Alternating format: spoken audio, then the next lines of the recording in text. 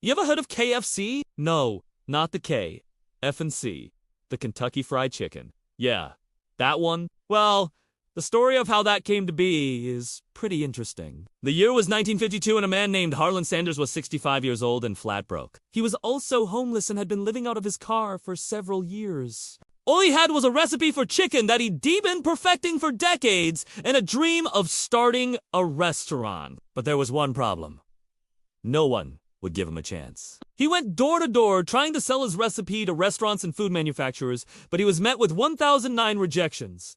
Can you imagine? 1,009 people told him no before someone finally said yes. At this point, most people would have given up. They'd have thrown in the towel, thrown their recipe book in the trash, and gotten a real job.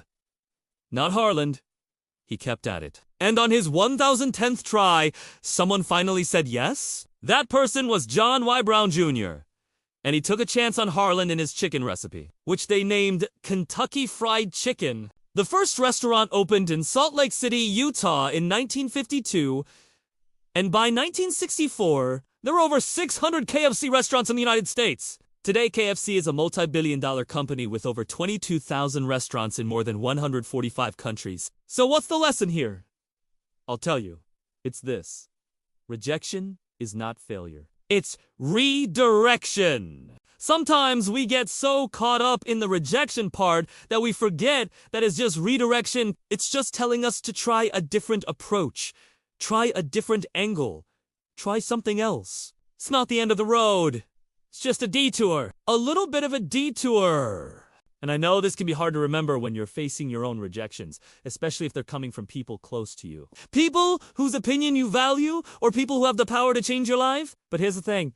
All those people who rejected Harlan Sanders, all those naysayers, they were just giving him a chance to prove them wrong. They were giving him a chance to show them what he could do. And he took that chance and ran with it, didn't he? He didn't let their rejection define him. He didn't let it hold him down. He didn't let it stop him from pursuing his dream. He just kept going. And that's what you need to do, my friend. Don't let rejection stop you from pursuing your dreams.